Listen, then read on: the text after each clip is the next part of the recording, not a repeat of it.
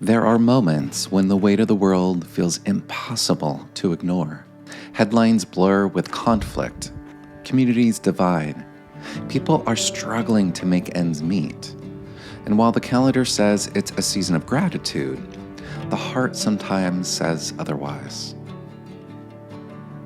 I started this hike before dawn, a headlamp cutting through the dark. As I climbed through the canyon toward Strawberry Peak, I thought about how life keeps asking us to hold opposites, to carry sorrow and gratitude in the same hands, to walk with both awareness and appreciation. As the first light began to rise, the color shifted from deep indigo to warm amber, civil twilight, the quiet hour before the sun breaks the horizon. It feels like the earth itself was whispering, even in shadow, light is on its way. And yet that truth doesn't erase the suffering in the world. It doesn't make things suddenly fair or easy. The challenge is to let beauty and grief coexist, to notice what's good without denying what's hard.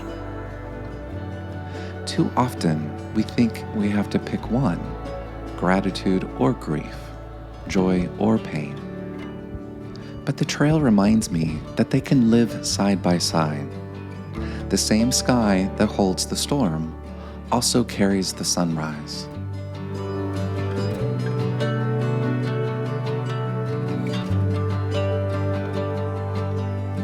Early in my hike, a group of mountain bikers passed by with headlamps glowing, offering a friendly good morning. Later, a handful of teenagers were making their way up too, resting, laughing, catching their breath. Their energy made me smile. In a world that can feel cold or uncertain, those small human moments matter. They remind me that kindness is still out here, that connection still finds a way through the noise. Maybe that's the part of what gratitude really is. Not a denial of the pain, but a noticing of what's still alive and good despite it. The warmth of sunlight on your face, the rhythm of your own steady breath, the unexpected generosity of strangers who simply smile as they pass.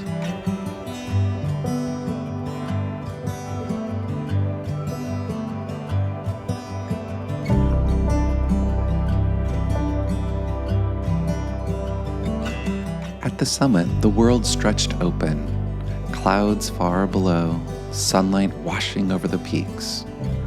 I stood there thinking, gratitude isn't a command to feel better. It's an invitation to notice, to pause, even briefly, and let life's texture reveal itself, rough and tender, heavy and light.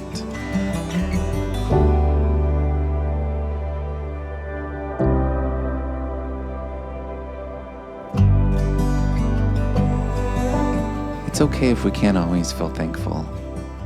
It's enough to stay open to what's real, to honor the heaviness without letting it harden us. Because every time we breathe deeply, every time we look up at the horizon and see beauty, even for a second, we remember there's more to this moment than despair. So if you're feeling the weight of the world right now, you're not alone. Let yourself hold both truths. Let the gratitude you can reach for coexist with the grief you can't yet resolve. When we stop insisting on choosing one or the other, we begin to see that the human heart is big enough for both. And maybe that's what walking these trails teaches me most of all. That even in a world that feels uncertain, we can still find something steady underfoot.